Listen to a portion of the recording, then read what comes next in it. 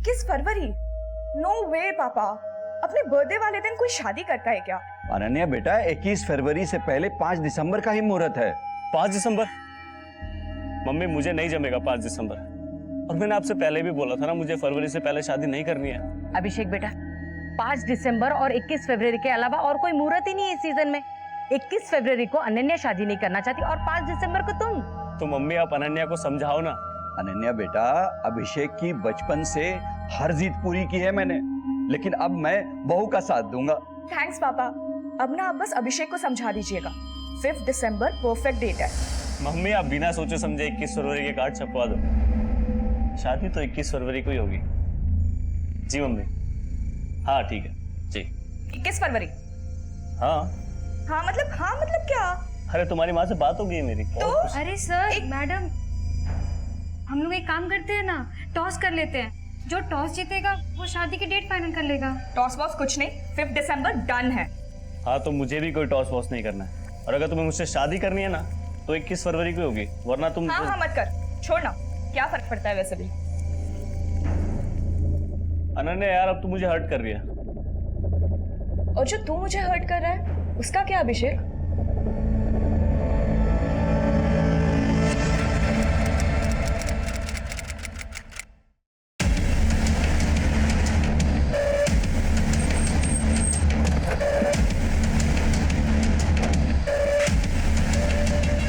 Sir इस तरह sir, लाश को देख के लग रहा है कि 2 मर्डर हुए हैं, लेकिन बॉडी एक ही मिली है। मतलब इधर आइए सर, पीछे हटिए। सर किसी लड़की का है और धड़ किसी बुजुर्ग आदमी का। लड़की के कटे हुए सर को किसी आदमी के धड़ से जोड़ा गया है और लड़की के कटे हुए सर को चश्मा बना दिया गया। आसपास में ना तो किसी आदमी का सर मिला है और ना ही किसी लड़की का धड़। इस तरह का क्राइम सीन क्रिएट करके क्रिमिनल साबित क्या करना चाहता है? चश्मा निकालो। जच रहा है ना यहाँ पे बात? हाँ, चश्मा तो बढ़िया है। कितने का है? एक लेंगे तो 200 रुपए, और अगर 2 लेंगे तो 300 रुपए। आप एक काम कीजिए, आप अंकल के लिए भी ले लीजिए, फिर आपको फायदा हो जाएगा 100 रुपए का।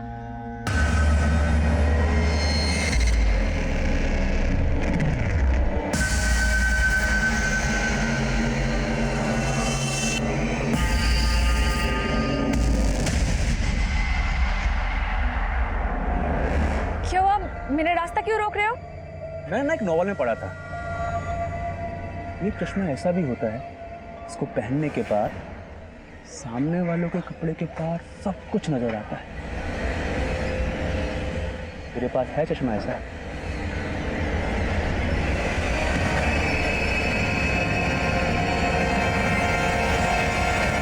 सर लड़की के सिर और आदमी के धड़ के बीच में ये लकड़ी का टुकड़ा धंसा हुआ मिला था।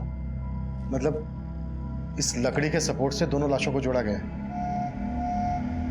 अच्छा डॉक्टर, लड़की के सिर और आदमी के धड़ को देखकर इन दोनों की उम्र का क्या अंदाजा लगाया जा सकता है? सर लड़की की उम्र करीब 25 से 30 साल के बीच रही होगी और आदमी की उम्र करीब 55 साल से ऊपर रही होगी।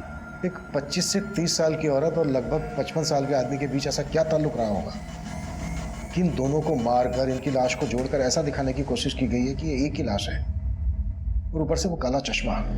सर सब कुछ चौंकाने वाला है। ऐसा क्राइम तो कोई सरफरा ही कर सकता है। सरफरा नहीं, ये किसी बहुत ही दिमागदार आदमी का काम है, जिसने 2 मर्डर करके जानबूझकर ऐसा क्राइम सीन क्रिएट करने की कोशिश की है कि हम मर्डर के मोटिव को लेकर शुरुआत से कंफ्यूज हो जाए। विकास, इन दोनों के बाकी के बॉडी पार्ट ढूंढने पर जोर दो और पता करो कि 25 से 30 साल की औरत और लगभग 55 साल के आदमी की कहीं मिसिंग कंप्लेंट फाइल है क्या? Okay sir. हाँ अंकल, कुछ पता नहीं चल रहा अंकल। ना अनन्या मैडम का फोन लग रहा है, ना अभिषेक सर का। संगीता बेटा, अभिषेक और अनन्या के दोस्तों से मालूम किया कि वो दोनों कहाँ गए थे?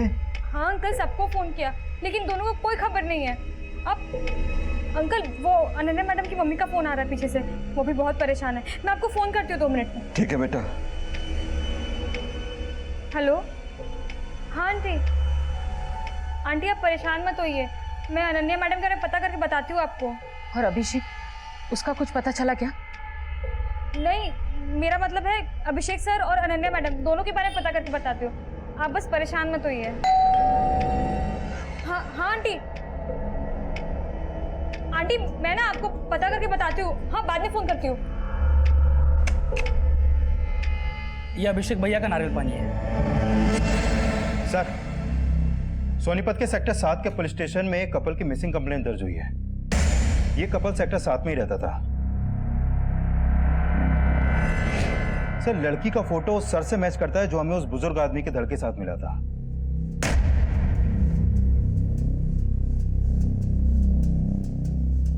लेकिन इस लड़की के कटे हुए सर के साथ जो हमें जुड़ा हुआ धड़ मिला था, तो ये धड़ तो किसी बुजुर्ग आदमी का है। ये लड़का और लड़की लगभग दोनों सेम एज के लग रहे हैं, तो फिर ये धड़ किस बुजुर्ग आदमी का है? सर, फिलहाल ऐसा कुछ पता नहीं चला है कि इनके साथ कोई बुजुर्ग आदमी भी गायब हुआ था।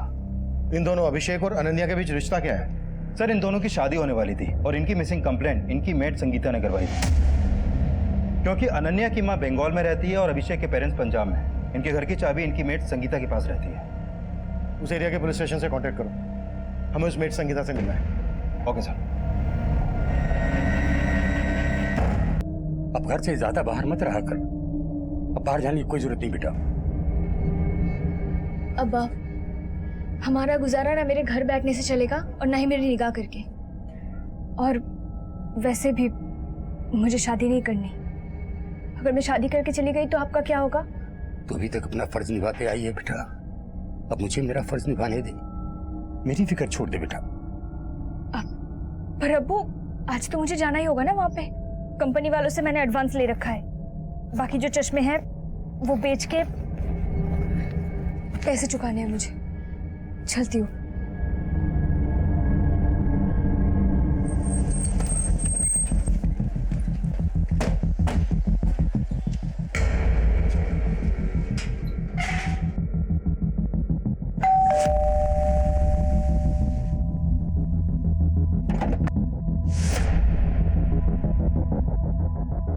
हमें अनन्या का कटा हुआ सर मिला है।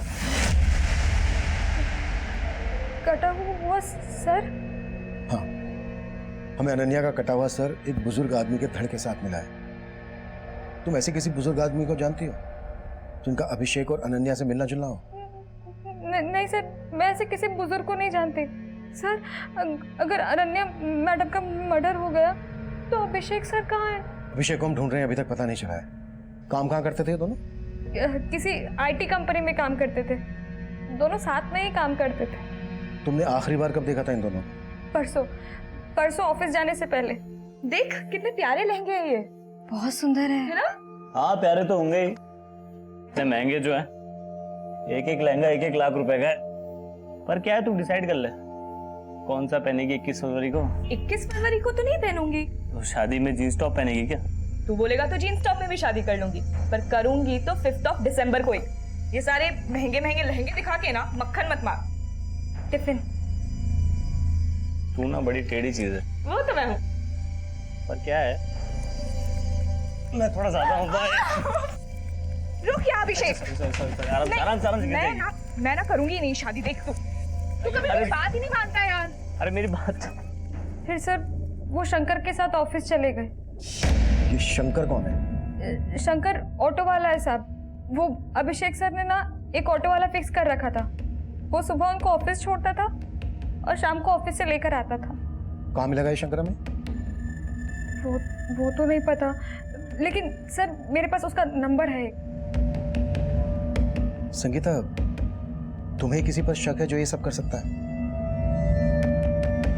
नहीं सर, मुझे कोई अंदाजा नहीं। अभिषेक और अनन्या शादी करने वाले थे। कब होने वाली थी इनकी शादी? सर इनकी शादी की ना 2 डेट निकली थी, एक 21 फरवरी और एक 5 दिसंबर। दोनों तय नहीं कर पा रहे थे कि उनको किस दिन शादी करनी है। अनन्या और अभिषेक ये डिसाइड नहीं कर पा रहे थे कि उनको कौन सी डेट को शादी करनी है, या फिर ये डिसाइड नहीं कर पा रहे थे कि दोनों को एक दूसरे के साथ शादी करनी है या फिर नहीं करनी है। सर, अभिषेक का गायब होना और अनन्या के सर के साथ किसी बुजुर्ग आदमी के धड़ का मिलना। सर, हो सकता है अभिषेक और अनन्या के बीच कुछ ठीक नहीं चल रहा हो और अभिषेक ये कांड करके कहीं गायब हो गया हो। हमें सबसे पहले ये पता लगाना है कि वो बुजुर्ग आदमी कौन था जिसका अनन्या के साथ मर्डर हुआ। अभिषेक और अनन्या के कॉल रिकॉर्ड्स चेक करो, शायद इनके कॉल रिकॉर्ड से इस बुजुर्ग आदमी का नंबर मिल जाए। इनकी मेड संगीता के बारे में सब कुछ पता करो, शंकर से भी मिलो। मैं इनके ऑफिस जाता हूँ, शायद वहां से पता चल जाए कि बुजुर्ग आदमी कौन था। Sure sir.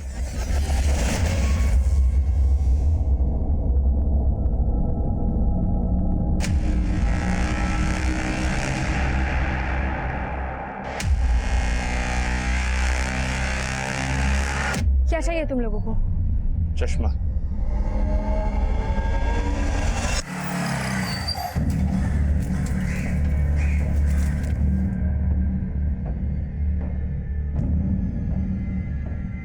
हाँ साहब, संगीता सही बोल रही थी।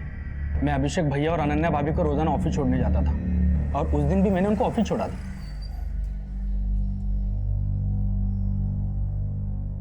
चलो भैया, टाइम पे आ जाना। हाँ भैया। लेकिन उस दिन तू उन्हें घर नहीं लाया था, कहाँ लेकर गया था उन्हें? साहब मैं कहीं नहीं लेके गया था। मैं जब उन्हें ऑफिस लेने गया तो अनन्या भाभी उनके एक दोस्त साहिल के साथ ऑफिस के बाहर आई थी। साहब उन्होंने अभिषेक भैया के बारे में कुछ नहीं कहा और साहिल के साथ चली गई। ये साहिल कौन है? वो अभिषेक भैया के ऑफिस में काम करते हैं। साहब फिर अगले दिन मैं उन्हें ऑफिस ले जाने के लिए घर पे गया। ये अभिषेक भैया का नारियल पानी है। भैया और भाभी रेडी ऑफिस के लिए या टाइम लगेगा? वो दोनों तो कल रात से घर ही नहीं आए हैं। और तब मुझे पता चला कि वो दोनों गायब हैं। गायब सिर्फ अभिषेक है, अनन्या का कटा हुआ सर मिला है। क्या? वो भी एक बुजुर्ग आदमी के धड़ के साथ। तू उन्हें रोज ऑफिस के लिए पिकअप और ड्रॉप देता था, उन्हें भैया भाभी कहकर बुलाता था। कोई दूर दूर का रिश्ता था क्या तेरा उनसे? साहब हमारे बीच कोई रिश्ता तो नहीं है, लेकिन अभिषेक भैया बहुत अच्छे इंसान हैं। हमेशा दूसरों की मदद करने में आगे रहते हैं। साहब उन्होंने हमेशा मेरी मदद की है। वो मुझ जैसे रिक्शा वाले को क्या, हर किसी को आदर सम्मान देते हैं। तो तू किसी ऐसे बुजुर्ग आदमी को जानता है जैसे तेरे अभिषेक भैया सम्मान देते थे? नहीं साहब, मैं किसी ऐसे बुजुर्ग को नहीं जानता हूँ।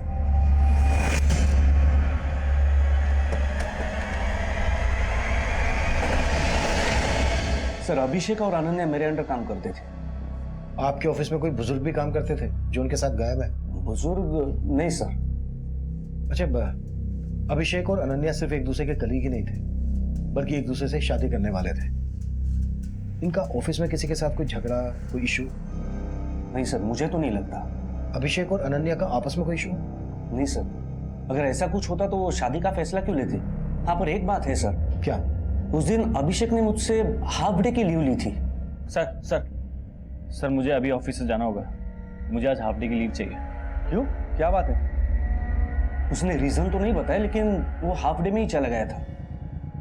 हमें पता चला है कि उस दिन अनन्या अपने कलीग साहिल के साथ गई थी। साहिल कहाँ है? साहिल ने तो जॉब छोड़ दी। साहिल ने जॉब छोड़ दी? हाँ सर, वो तो बेंगलुरु में शिफ्ट होने वाला था। जिस दिन उसका लास्ट डे था, उसका बर्थडे था, हमने सेलिब्रेट भी किया था। Happy birthday to you, happy birthday to you.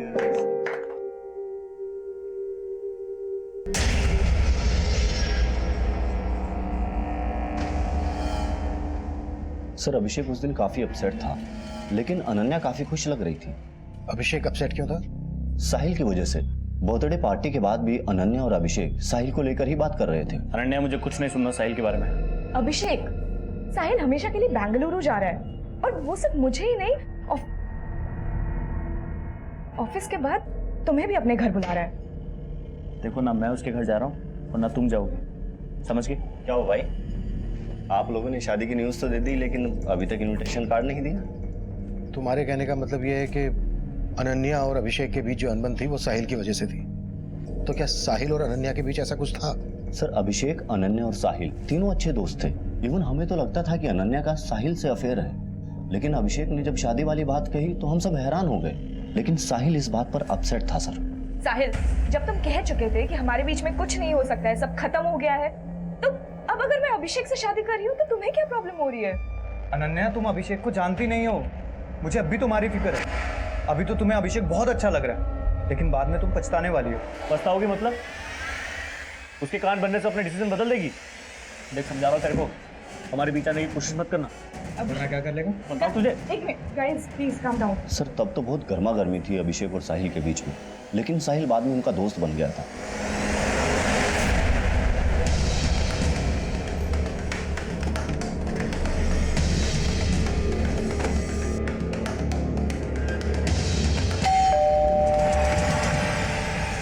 चलो अंदर देखो। विकास।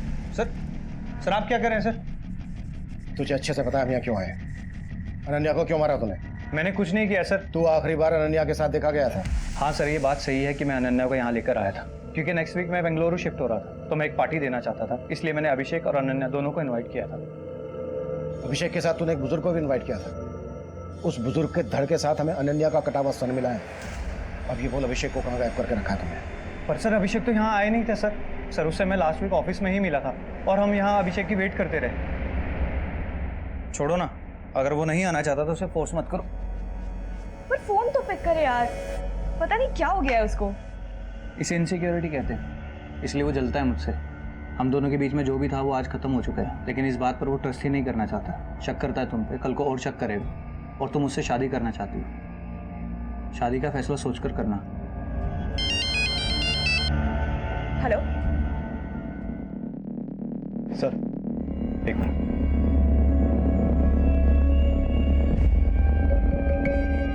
सर, यहाँ कुछ भी सस्पिशियस नहीं मिला, लेकिन अब इस पर भरोसा नहीं कर सकते। उस रात की इसकी एक्टिविटीज चेक करो। Okay sir. सर, मुझे ये भी लग रहा है अगर अनन्या का अभिषेक के अलावा इस साहिल से भी रिलेशन है, तो हो सकता है जिस बुजुर्ग आदमी का धड़ अनन्या के सर के साथ मिला, उसके साथ भी अनन्या का कोई रिश्ता हो, जिसके बारे में किसी को नहीं मालूम।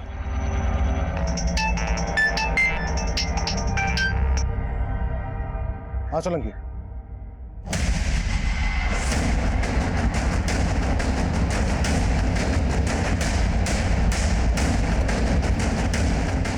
आइए सर। ये बॉडी मिली है सर। इसने भी उसी तरह चश्मा पहन रखा है सर। इसका सर बुजुर्ग आदमी का है और धड़ किसी लड़की का है। ये देखिए सर, अभी 10-12 दिन पहले जब मैं गणेश नगर में पेट्रोलिंग कर रहा था तो ये बुजुर्ग मेरे पास भागे भागे आए थे और इन्होंने कहा था कि इनको किसी ने चाकू दिखाकर लूट लिया। सर मैं इनके साथ उस क्राइम स्पॉट पर भी गया था जहाँ पे इनको लूटा गया था। सर उस टाइम मुझे ये बुजुर्ग थोड़े अजीब लगे। मतलब अजीब क्या था इनमें? सर इनको अपने पर्स और चेन से ज्यादा अपने चश्मे की फिक्र थी। चश्मे की फिक्र? देखिए, मुझे घड़ी चैन वगैरह कुछ अगर नहीं मिले तो चलेगा, लेकिन वो चश्मा मुझे मिलना चाहिए। सर उस टाइम ये थोड़े घबराए हुए लग रहे थे, तो मैं इनको इनके घर छोड़ा है। ये मेरा बेटा है। क्या हुआ? जी वो किसी ने इनको चाकू दिखा के लूट लिया। क्या? किसने लूट लिया? वो हम लोग पता लगा लेंगे। फिलहाल आप इनको अंदर लेके जाइए, बहुत घबराए हुए हैं। और आप थाने आइए, रिपोर्ट लिखवा के जाइए। सर फिर वो लोग रिपोर्ट लिखवाने आए नहीं। सोलंकी कोई रिपोर्ट लिखवाने नहीं आया तो तुमने अपनी तरफ से पता नहीं किया? वो सर मैं उस टाइम किसी और केस में बिजी था तो दिमाग से निकल गया। लेकिन सर इनका नाम और नंबर मैंने ले लिया था। ये गणेश नगर में रहते हैं सर। इनका नाम विजेंद्र है। सर, ये गणेश नगर तो अपने एरिया में आता है। अगर वो धड़ विजेंद्र जी का है जो हमें 3 दिन पहले अनन्या के सर के साथ मिला, इसका मतलब इनकी मौत 3 दिन पहले ही हो गई थी। तो फिर विजेंद्र जी के घर वालों ने इनकी मिसिंग कंप्लेंट क्यों नहीं दर्ज करवाई?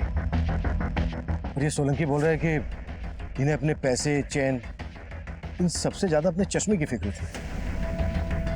चश्मे की फिक्र? और दोनों क्राइम सीन पर हमें चश्मे मिले। Sir, excuse me sir. Hello, ठीक है सर। अभिषेक और अनन्या के पेरेंट्स सोनीपत आ गए हैं। विकास, तुम अनन्या और अभिषेक के पेरेंट्स और बाकी सबसे पता करो कि इन बुजुर्ग का अभिषेक और अनन्या से क्या कनेक्शन हो सकता है। मैं सोलंकी के साथ इनके घर जाता हूँ और वहां से इनका एक प्रॉपर फोटो भेजता हूँ तुम्हें। श्योर साहब।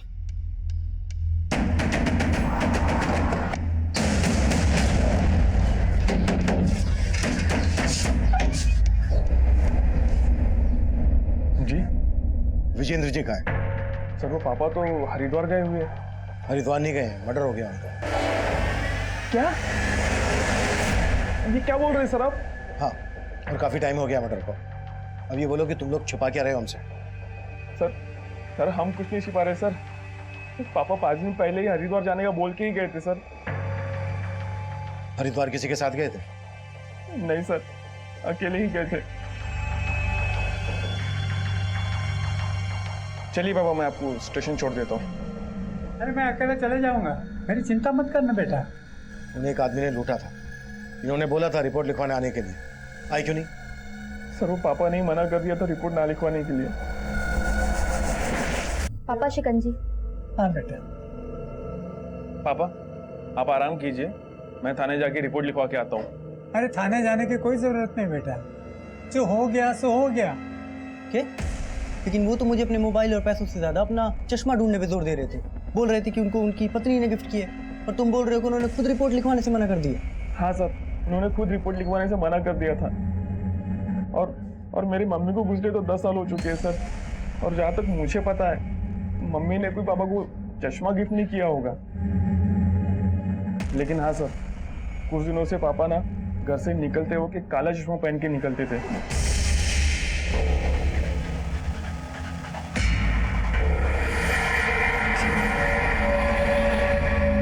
विजेंद्र जी की लाश हमें 2 लड़कियों के साथ मिली। अभी जिस लड़की के साथ लाश मिली उनकी, उस लड़की के धड़ के साथ उनका सर जुड़ा हुआ था। लेकिन इससे पहले जिस लड़की के साथ हमें उनकी लाश मिला है, उस लड़की के सर के साथ विजेंद्र जी का धड़ जुड़ा हुआ था। और वो लड़की ये है, और इसका नाम है अनन्या। जानते हैं उसको? नहीं सर, मैं तो इसे नहीं जानता। ये विजेंद्र थे। इन्हीं के बॉडी पार्ट्स को अनन्या के बॉडी पार्ट से जोड़ा गया था। आप लोग जानते हैं ना? नहीं सर, मैं तो नहीं जानता, और हम तो यहाँ रहते भी नहीं। तुम जानते हो?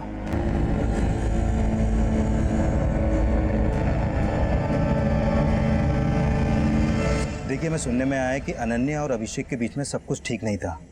क्या कभी भी अनन्या ने इसके बारे में आपसे बात की? ऐसा कुछ भी नहीं है। वो लोग एक दूसरे से बहुत प्यार करते थे, बहुत खुश थे वो लोग।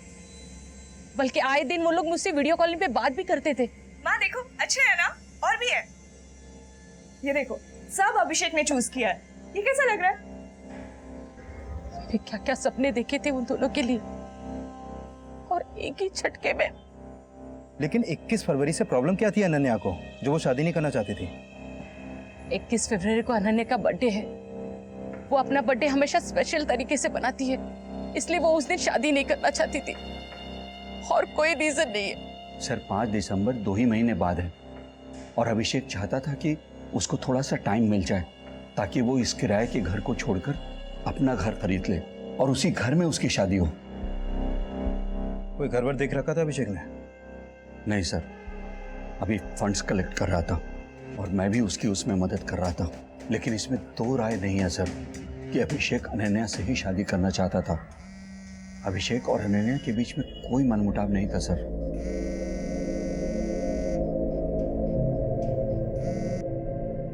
हेलो, हाँ अभी सब कुछ कंट्रोल में है यहाँ पे, लेकिन यहाँ पे फिर से आने की कोई गलती मत करना, वरना तुम भी फंसोगे और मैं भी फंसूंगी।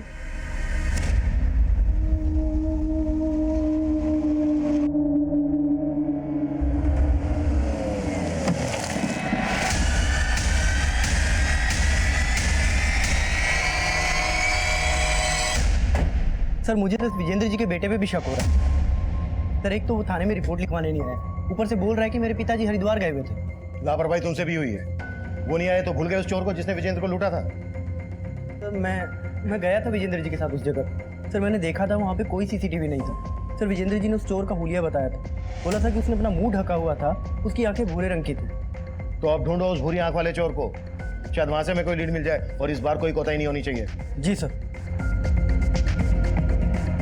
सर, अभिषेक और अनन्या के कॉल रिकॉर्ड में भी विजेंद्र जी का नंबर नहीं मिला, लेकिन दोनों के फोन मुरथल में बंद हुए। अभिषेक के फोन से लास्ट कॉल अनन्या को मुरथल से हुआ, और उसके बाद अनन्या का फोन भी मुरथल तक ट्रेवल हुआ, और फिर इन दोनों के फोन वहां पर बंद हो गए। हमें लाशें मिली गुहाना में और फोन बंद हुए मुरथल में। मुरथल में अभिषेक, अनन्या और विजेंद्र से कनेक्टेड कोई आदमी रहता है क्या? नहीं सर, फिलहाल ऐसा कुछ पता नहीं चला है। गुहाना से लेकर मुरथल तक हर एरिया स्कैन करो, शायद बाकी के बॉडी पार्ट्स मिल जाए। अभिषेक घर खरीदने के लिए फंड का जुगाड़ कर रहा था। हो सकता है कांड फाइनेंशियल डिस्प्यूट से जुड़ा हुआ हो। अभिषेक के बैंक ट्रांजैक्शन चेक करो, और विजेंद्र के बेटे बहू से मिलो। दोनों जुड़ी हुई लाशों ने एक जैसे काले चश्मे पहने हुए थे। इन चश्मों पे किसी ब्रांड का नाम नहीं है। पता करो इस तरह के काले चश्मे कहां कहां बेचे जाते हैं, शायद वहां से हमें क्रिमिनल के बारे में पता चल जाए। Okay sir. छोड़ दो मुझे, छोड़ दो, मैं पुलिस को जाके सब कुछ बता दूंगी। पुलिस को बताएगी? अरे तू पुलिस के पास ना जाए तभी तुझे यहाँ उठा कर लाए। छोड़ दो।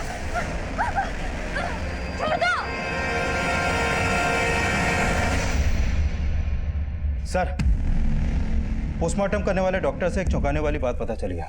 क्या? विजेंद्र जी के सर के साथ जो धड़ हमें मिला था, वो धड़ अनन्या का है ही नहीं। व्हाट?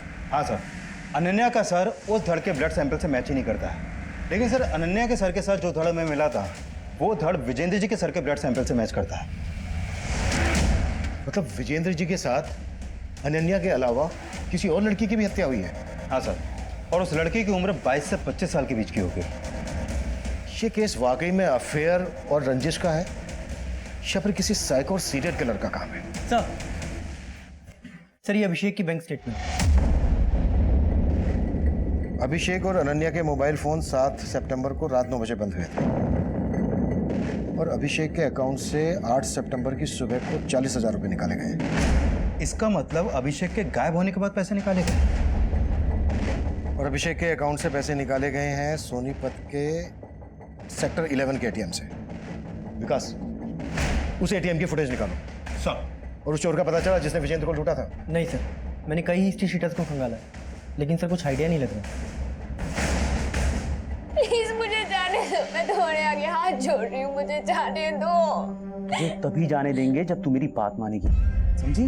जैसा मैं बोलूंगा वैसा ही करेगी। चल।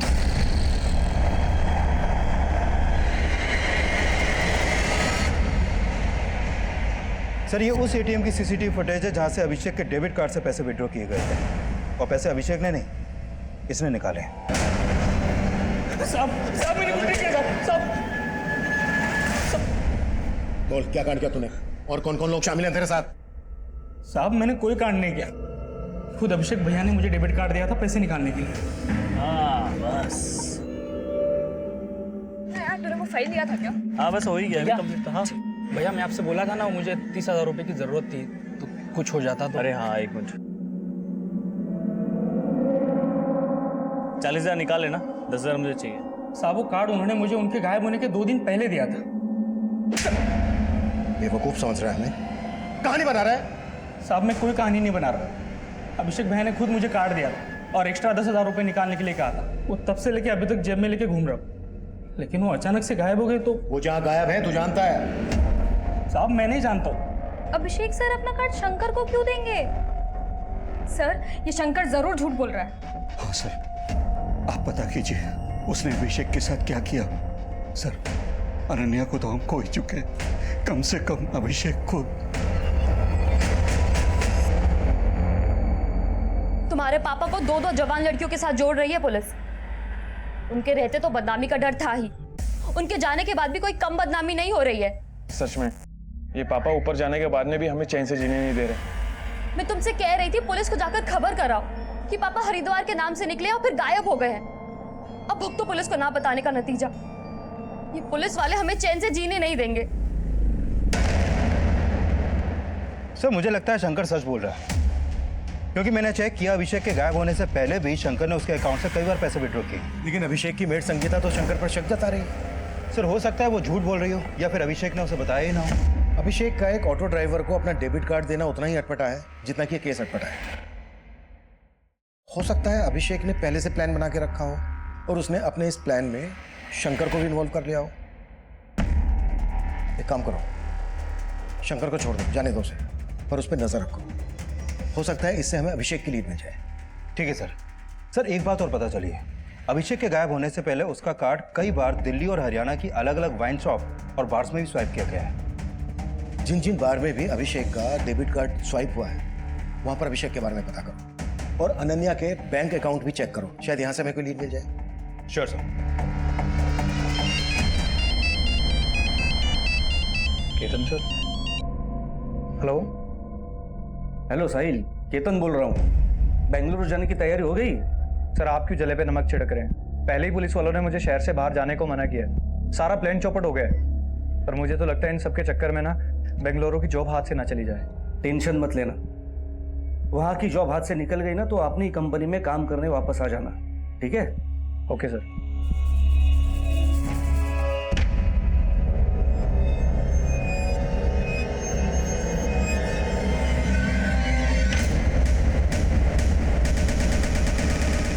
सर विजेंद्र जी के कॉल रिकॉर्ड में एक नंबर मिला है। ये नंबर इस गुलशन सोडी नाम के आदमी का है। सर विजेंद्र जी गुलशन सोडी को लगातार कॉल कर रहे थे और पता चला है कि गुलशन सोडी मैच मेकर है, लड़कियों और लड़कियों का रिश्ता करवा के उनकी जोड़ियां बनाता है। हो सकता है अनन्या और उस दूसरी लड़की का इस गुलशन से कोई कनेक्शन हो, जिनके बॉडी पार्ट्स हमें विजेंद्र जी के बॉडी पार्ट से जुड़े मिले थे। हो सकता है सर। सर जब उन लाशों पे मिले चश्मों के बारे में मैं पता लगा रहा था तो मुझे एक बात और मालूम चली है सर एक R3 ग्लासेस नाम की कंपनी है जो इस तरह के चश्मे और घरेलू प्रोडक्ट्स बनाती है। सर उनकी एक सेल्स गर्ल है, शर्मिन नाम है सर इसका। सर ये डोर टू डोर जाके चश्मे बेचती है सर, लेकिन कुछ दिनों से गायब है। रहती कहाँ है शर्मिन? सर खानपुर में। इसका मोबाइल नंबर भी मिला है सर, लेकिन स्विच ऑफ आ रहा है। विकास, तुम्हें शारमिन के घर जाओ और चेक करो कि इसके चश्मों का इस क्राइम से क्या कनेक्शन है। मैं गुलशन चौधरी से जाके मिलता हूँ।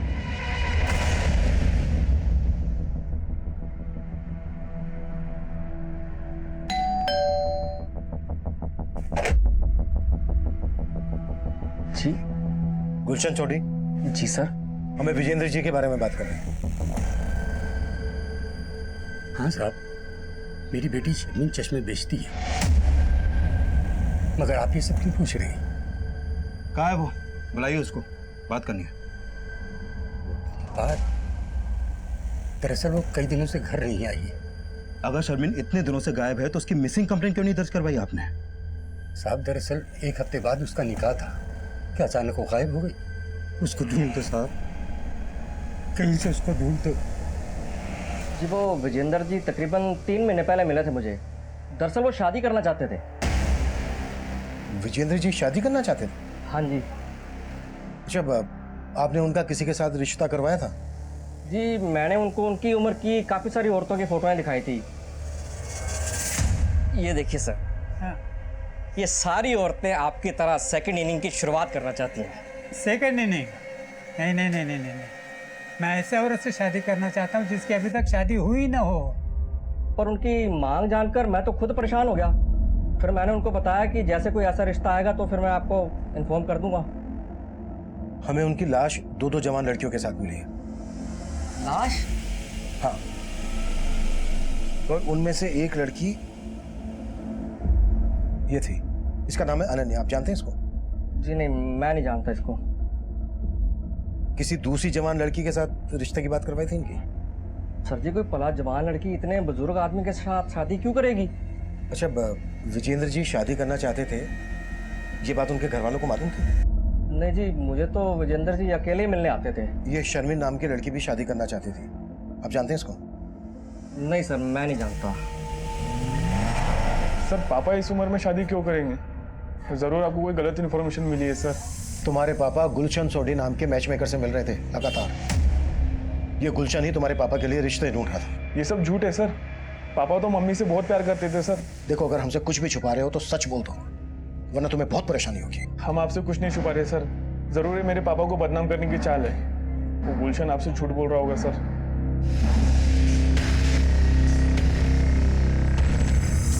सर, क्योंकि विजेंद्र जी का सर और धड़ दोनों मिल गए हैं, इसलिए उनकी कंप्लीट पोस्टमार्टम रिपोर्ट तैयार हो गई है।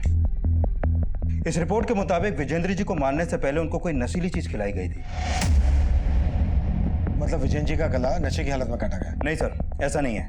विजेंद्र जी को पहले नशा देकर बेहोश किया गया, फिर उनका गला घोटा गया जिससे उनकी सांसें रुक गई, और फिर विजेंद्र जी की मौत होने के बाद उनका गला काटा गया। सर, अगर विजेंद्र जी वाकई में शादी करना चाहते थे तो ये रिवर्स ऑनर किलिंग का भी तो एंगल हो सकता है। तुम्हारे कहने का मतलब है कि विजेंद्र जी के बेटे और बहू को इनका शादी करना शान के खिलाफ लगा हो सकता है सर, और विजेंद्र जी की बीवी आने से उनके बेटे बहू का उनकी जायदाद पे हक भी कम हो जाता। ये केस इतना अटपटा है कि समझ में नहीं आ रहा है कि इसमें कोई पर्सनल एंगल है या फिर कोई बहुत बड़ा गेम है।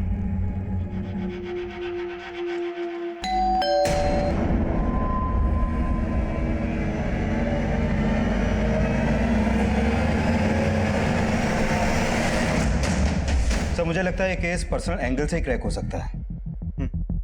अच्छा, मैं अनन्या के बैंक ट्रांजैक्शन चेक कर रहा था तो मुझे मिला कि उसके मर्डर से 10 दिन पहले उसके अकाउंट से 22,024 रुपए किसी सगमा एंटरप्राइजेस के नाम ट्रांसफर हुए। आज बोल रहा है तू इनको नहीं जानता? साहब, तब मैं अभिषेक भैया को सिगरेट देने गया था। अरे भाई जैसा तुम्हारे। भैया, आपका सिगरेट।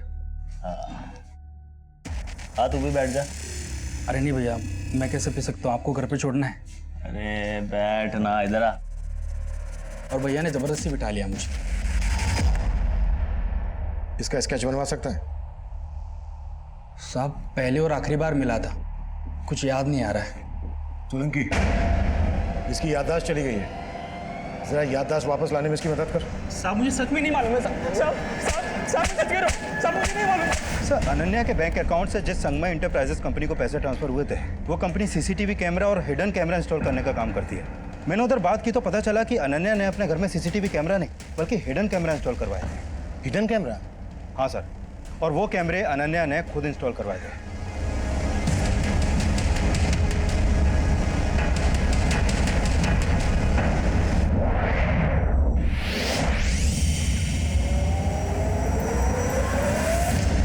सर, मुझे लग रहा है अनन्या ने वो कैमरे इसलिए इंस्टॉल करवाए क्योंकि उसे अभिषेक पे शक था कि वो उसकी एब्सेंस में किसी और लड़की को घर पे लाता होगा। अभिषेक के घर जाकर वो हिडन कैमरास चेक करते हैं, उससे ये भी क्लियर हो जाएगा कि अनन्या ने वो कैमरास क्यों लगवाए थे। एक काम करो, जिसने वो कैमरा लगाए थे उसको वहीं बुला लो। Okay sir. विद्या जी, हम लोगों को पंजाब जाना बहुत जरूरी है और हम लोग चाहते हैं कि आप भी हमारे साथ चलें। नहीं, आप लोग अभिषेक के बिना पंजाब जा सकते हैं, लेकिन जब तक मेरी बेटी के लाश के बाकी हिस्से नहीं मिल जाते मैं कहीं नहीं जाऊंगी।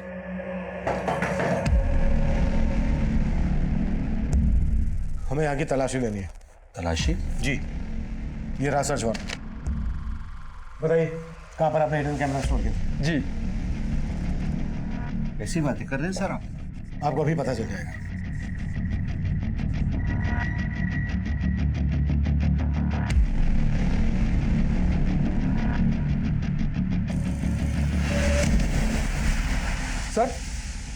सर हमने जो कैमराज लगाए थे वो गायब है। उनकी फुटेज जरूर किसी पीसी या लैपटॉप में स्टोर की गई। कुछ मिला? पीसी या लैपटॉप?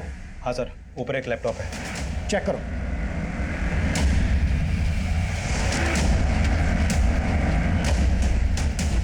सर, इसमें कोई फुटेज नहीं है। जब मुझे ये नहीं पता कि कैमरा लगवाया किसने, तो ये कैसे पता होगा कि किसने निकलवाया सर? तुम यहाँ पर अनन्या के आने के पहले से ही काम कर रही थी, है ना? जी सर। क्या अभिषेक पहले यहाँ पर किसी लड़की के साथ?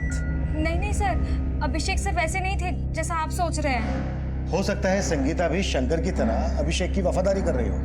लेकिन सर, शंकर तो कुछ उगल ही नहीं रहा और संगीता के खिलाफ भी अभी तक कुछ नहीं मिला है।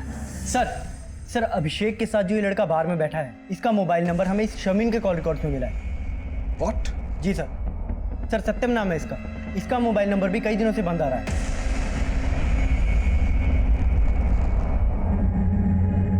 तो ये जो दूसरा आदमी है ये सत्यम से कनेक्टेड होगा और इन दोनों से हमें अभिषेक की लीड मिल सकती है।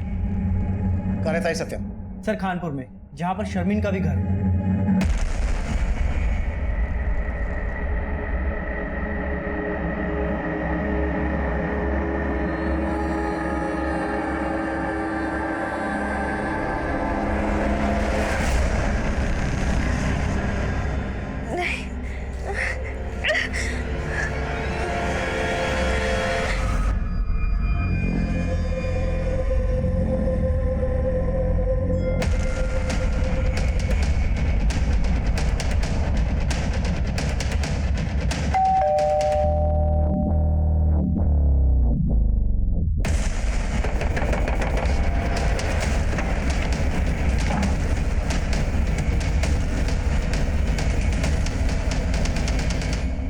सर, फेस पर, इसके हाथों पर, बॉडी पर कई जगह चोटों के निशान है। ऐसा लग रहा है जैसे इसको मार पड़ी हो। लेकिन दरवाजा अंदर से लॉक था। इसने वाकई में सुसाइड किया है? और ये फांसी की रस्सी कुछ अजीब नहीं लग रही? सर जी, ये राजू है, सत्यम का पड़ोसी।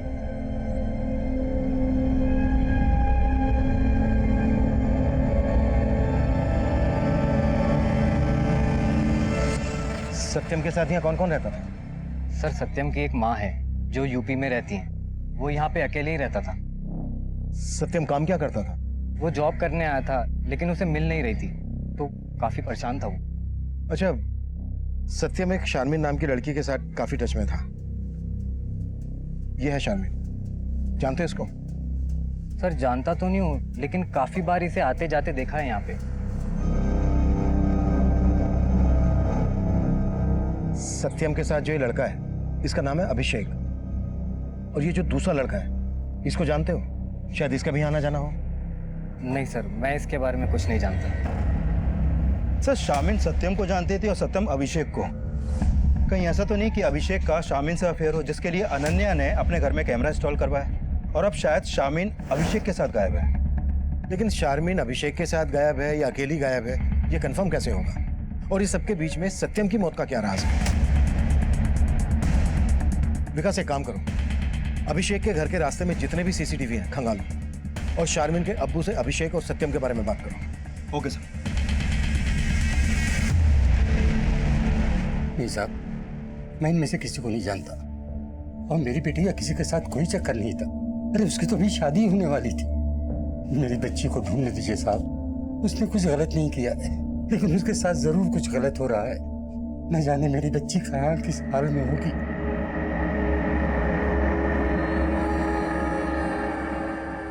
शारमीन तब हमारे लिए पहेली बनी हुई थी। तब हम उसे सस्पेक्ट मानकर चल रहे थे, लेकिन वो इस केस में एक विक्टिम थी। वहीं सत्यम तब हमारे सामने इस केस में एक विक्टिम बनकर आया था। उसकी मौत संदिग्ध हालत में हुई थी। सत्यम की लाश जिस रस्सी से लटकी हुई मिली थी, वो रस्सी हमारा ध्यान खींच रही थी। आदमी औरत की जुड़ी हुई लाशें, काला चश्मा और वो रस्सी, इस केस में सब कुछ विचित्र था और ये सिलसिला थमने का नाम नहीं ले रहा था। और इन विचित्र पहेलियों में एक और पहेली जुड़ने वाली थी। सर अभी तक हम मान रहे थे कि 3 मर्डर हुए हैं और हमें अनन्या के धड़ और एक लड़की के सर की तलाश थी, लेकिन यहाँ पर तो लड़की के सर के साथ साथ एक और लड़के का धड़ मिला। ये देखिए सर। चश्मा निकालो। 4 मर्डर हो गए, वो भी इस ढंग से। विकास, हमें जल्द से जल्द कुछ करना होगा, नहीं तो ऊपर जवाब देना मुश्किल हो जाएगा। सर अनन्या के अलावा लड़की का सर तो मिला है। हो सकता है ये सर उसी लड़की का हो जिसका धड़ में मिला था, जिससे उसकी पहचान हो जाए। धड़ किसी जवान आदमी का लग रहा है। हाँ सोलंकी। सर, अभिषेक के घर के पास वाले सीसीटीवी में मुझे शर्मीन या कोई और लड़की तो नहीं दिखाई दी है, लेकिन हाँ सर, एक लड़का दिखाई दे रहा है जो मुझे सस्पिशियस लग रहा है। ये देखिए सर, ये रास्ता अभिषेक के घर की तरफ जाता है और अभिषेक और अनन्या के गायब होने के पहले ये लड़का लगभग रोजाना अभिषेक के घर की तरफ जाता था और कई घंटों बाद लौटता था।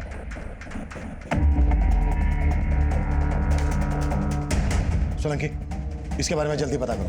सर। विकास, सत्यम के कॉल रिकॉर्ड्स चेक करो और पता करो कि उसके कॉल रिकॉर्ड्स में इस लड़के की शक्ल वाले किसी आदमी का नंबर है क्या। हो सकता है ये लड़का वही हो जो बार में अभिषेक और सत्यम के साथ बैठा था। Okay sir. हाँ सर, इस लड़के को मैंने एक आध बार अभिषेक के घर से निकलते हुए देखा था और जब उस दिन वो अभिषेक के घर से जब बाहर निकल रहा था तो अभिषेक की मेड ने दरवाजा बंद किया था। बताती हूँ सर। सर वो खेमचंद है।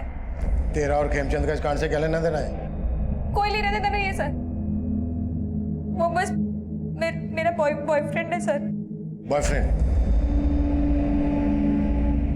कहाँ मिलेगा तेरा बॉयफ्रेंड खेमचंद? सर, वो एवरेस्ट प्लाजा बिल्डिंग में गार्ड है। तो वो हिडन कैमरा इसलिए निकलवाए ताकि तेरा और तेरे बॉयफ्रेंड खेमचंद का राज ना खुले? नहीं साहब, मैंने कोई कैमरा नहीं निकलवाया। हम तो बस प्यार करते थे।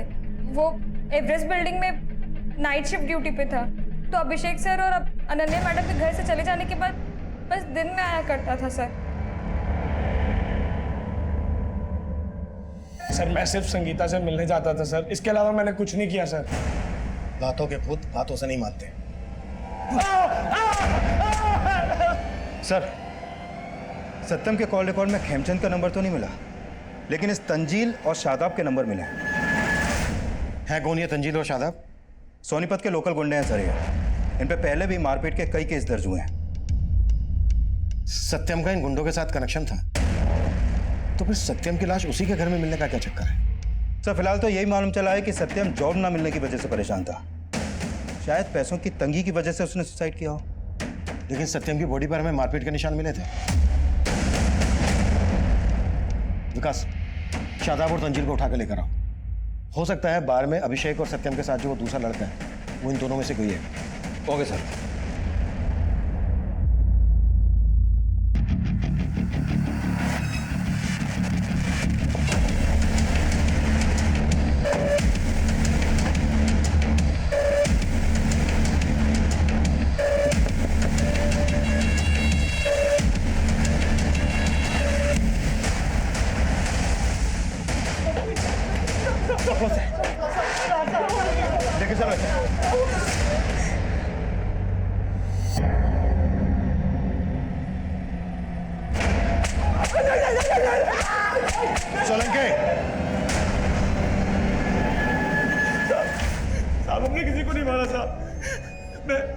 शर्मिन उसको पसंद करता था साहब, और वो सत्यम को चाहती थी, उससे निकाह करना चाहती थी, इसलिए हमने उसको उठा लिया साहब।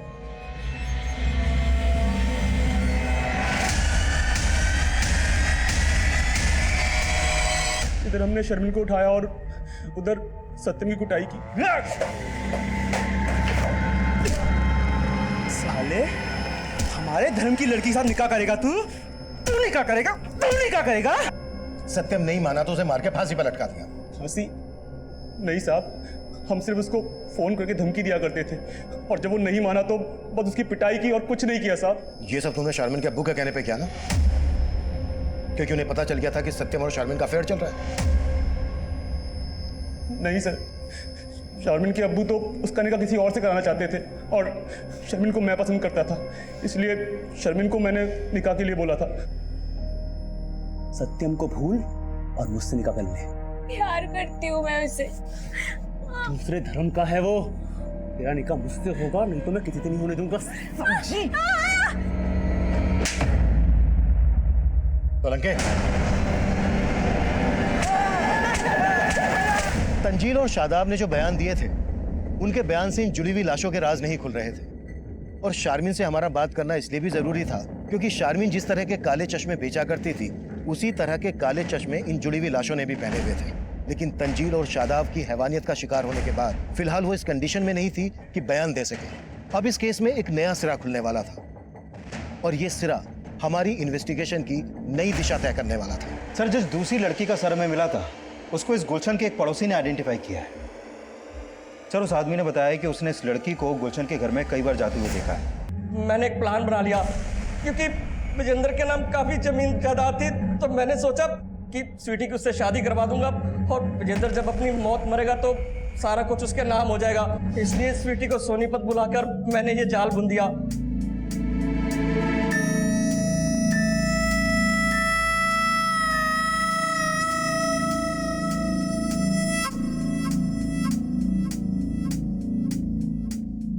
और देखते देखते वो स्वीटी पर लट्टू हो गया। वो उसको घुमाने लगी, और पिछले दिनों वो स्वीटी को पार्टी पर भी लेकर गया था। कौन सी पार्टी? जी वो तो मेरे को मालूम नहीं है, पर जब से वो गई है तब से लौटी नहीं। मैं उसकी मिसिंग कंप्लेंट लिखवाता तो खुद भी फंस सकता था, इसलिए मैं चुप्पी मारकर बैठ गया साहब। विजेंद्र का बेटा नमन भी तेरे से मिलने आता था?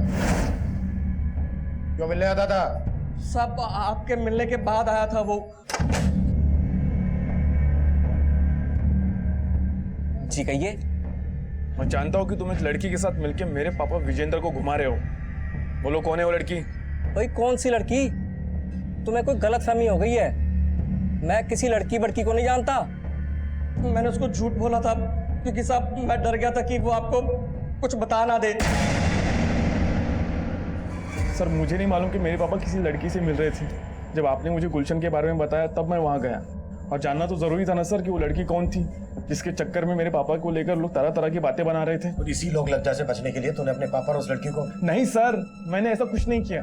गुलशन ने हमें बताया कि तेरे पापा स्वीटी के साथ एक पार्टी में गए थे। इस बारे में कुछ जानता है? पार्टी? हाँ। नहीं सर, पापा तो मुझे हरिद्वार जाने का बता के गए थे।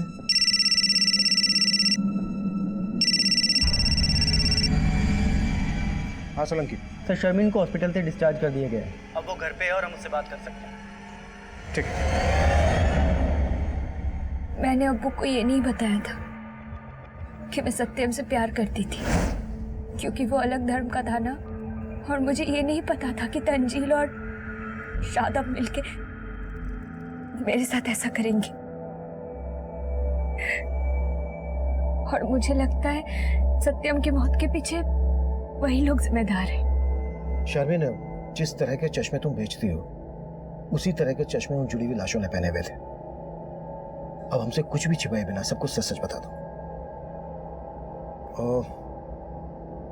अनन्या, विजेंद्र जी और स्वीटी, इनमें से किसी को जानती हो? विजेंद्र जी और स्वीटी को तो मैं जानती हूँ। सत्यम जहाँ जॉगिंग करने जाता था, विजेंद्र जी भी वही आते थे। दोनों की दोस्ती भी हो गई थी, और सत्यम ने मुझे एक बार स्वीटी और विजेंद्र जी दोनों से मिलवाया था। और उस दिन स्वीटी ने मेरे से चश्मा लेके विजेंद्र जी को गिफ्ट किया था। सत्यम अभिषेक को भी जानता था, और सत्यम और अभिषेक के साथ ये जो लड़का है इसको जानती हो? नहीं सर, मैं इनको नहीं जानती। 5 सितंबर को विजेंद्र जी और स्वीटी एक पार्टी में गए थे, इस बारे में कुछ जानती हो? हाँ, 5 सितंबर को तो सत्या मुरथल में कहीं गया था। शायद विजेंद्र जी और स्वीटी भी वहीं जाने वाले थे।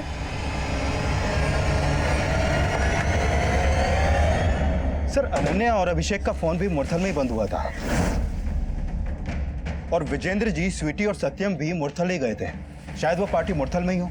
लेकिन गुहाना में लगभग 15-15 किलोमीटर की दूरी पर हमें सबकी लाशें मिली, और मुरथल में सब क्यों और किस वजह से इकट्ठा हुए हो? सर, हो सकता है अभिषेक ने इन सबको वहां पर इकट्ठा किया हो। पर किस मकसद से? और ऐसी भी क्या पार्टी हुई जिसमें सबके सब मारे गए और सबकी लाशों को जोड़कर उन्हें काले चश्मे पहना दिए गए? सत्यम ने सुसाइड कर लिया, वो भी इस अनोखी सी दिखने वाली रस्सी से लटक कर। और सर, अभी तक हमें यह भी नहीं पता चल पाया है कि स्वीटी के सर के साथ जो धड़ हमें मिला था वो किस लड़के का था। हमें कैसे भी करके उस लड़के का सर और अनन्या के धड़ का पता करना है। गुहाना से लेकर मुरथल तक पूरा एरिया स्कैन करो और पता करो ये सब के सब कौन सी जगह पर मिले थे। Okay sir.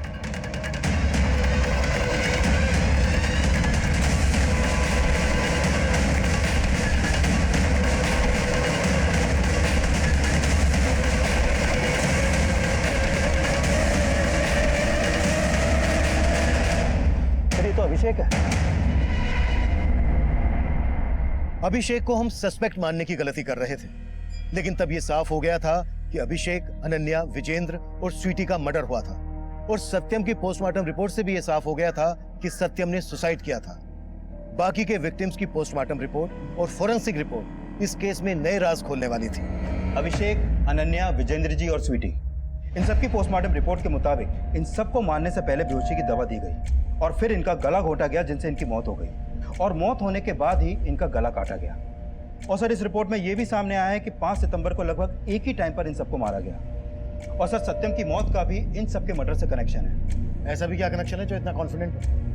सर, अभिषेक का सर और अनन्या के धड़ को जिस लकड़ी के सपोर्ट से जोड़ा गया था, उस लकड़ी पर एक धागे का टुकड़ा मिला है। सर, वो धागे का टुकड़ा उसी रस्सी का है जिस रस्सी से लटक कर सत्यम ने अपनी जान दी थी।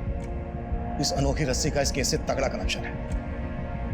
विकास, पता करो कि इस तरह की रस्सी कहां कहां मिलती है। I am very much sure वहां से इस केस की लीड जरूर मिलेगी। Okay sir.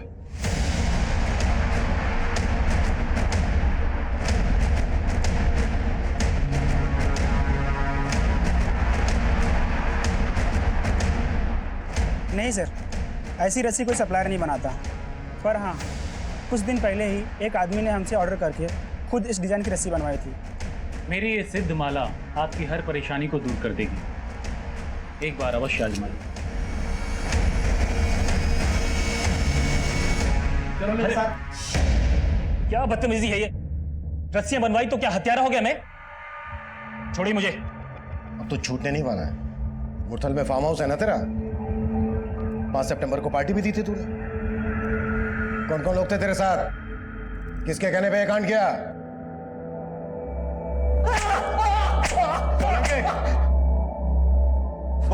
बता साहब, सिर्फ सत्यम ही नहीं, मैं भी तंगी से बहुत परेशान था।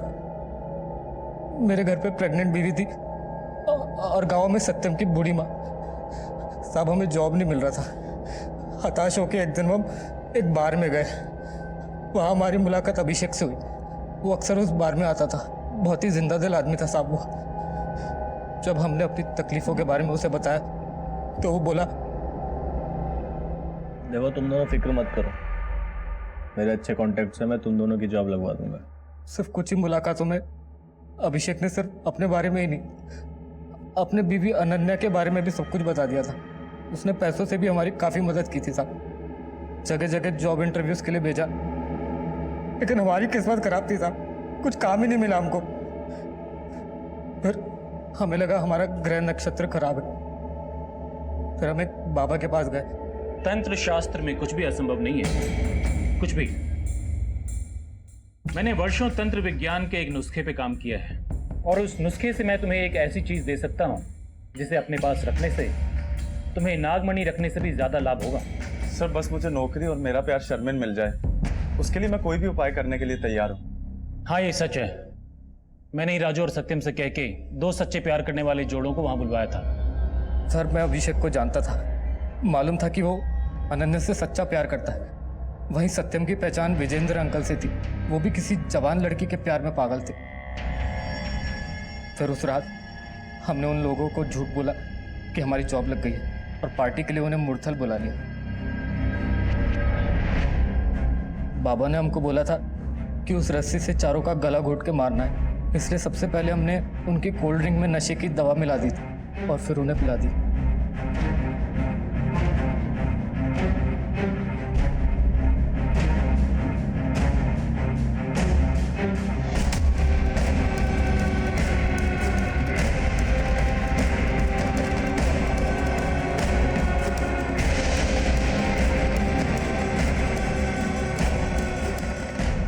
बहुत अच्छे।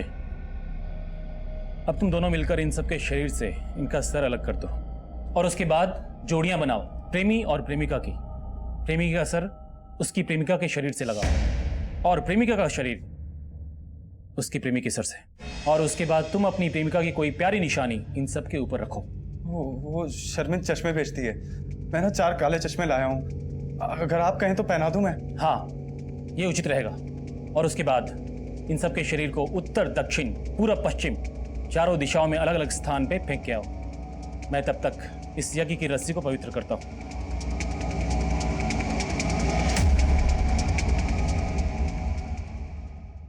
वही के वही थे, ऊपर से तंजील और शादाब शर्मिन को उठा के ले गए थे।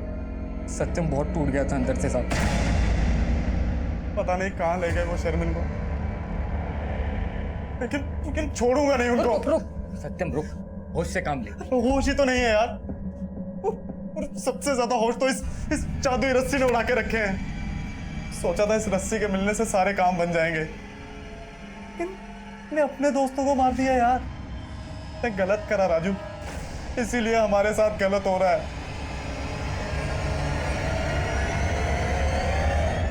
हम दोनों बहुत शर्मिंदा थे साहब, लेकिन मुझे नहीं पता था कि सत्यम जब आप उसके घर पर आए तब पता चला कि उसने सुसाइड कर लिया। अब ये सब कुछ सर्वेश बाबा की वजह से हुआ है। अब हम आपको अपनी प्रतिभा दिखाएंगे और फर्स्ट एक्सपेरिमेंट लोगों को मार के उनके साथ एक्सपेरिमेंट करता है। इतना कुट्टो इसको, इतना कुट्टो कि इसकी सारी प्रतिभा निकल जाए। इस केस में पागलपन की सभी सीमाएं लांघ दी गई थी। हमने सोचा नहीं था कि यह केस तंत्र और अंधविश्वास से जुड़ा होगा। कभी कभी जो हम सोचते हैं हकीकत उससे बिल्कुल अलग होती है। लालच में आकर राजू और सत्यम ने जो सोचा वो कभी हो नहीं सकता था। उन्होंने इस पाखंड के लिए सारे पैसे अभिषेक से ही उधार लिए और अभिषेक के साथ साथ उन्होंने अपने बाकी के दोस्तों को भी मार दिया, पर अंत में उनके हाथ कुछ नहीं लगा। सर्वेश जैसे लोग हमारी सोसाइटी के लिए खतरा हैं। किसी की जान लेकर कभी किसी को खुशी नहीं दी जा सकती। ऐसे लोगों पर कभी भरोसा नहीं करना चाहिए। किसी को जाने समझे बिना उससे मुस्कुराकर हाथ मिला लेना अच्छा है, जरूरतमंदों की मदद कर देना और भी अच्छा है, पर किसी से दोस्ती करने से पहले एक बार उसके अंदर झांक कर देख लेना बेहद जरूरी है। अगर अभिषेक और विजेंद्र ने सत्यम और राजू को सही से समझने की कोशिश की होती तो उन्हें इस अपराध की दस्तक मिल गई होती, इससे बचा जा सकता था। अब मैं सीनियर इंस्पेक्टर अभिमन्यु जिंदल आप लोगों से विदा लेता हूं। आपसे फिर मुलाकात होगी एक नए केस के साथ। स्वस्थ रहिए, सतर्क रहिए और देखते रहिए क्राइम पेट्रोल दस्तक। मकसद बताना नहीं,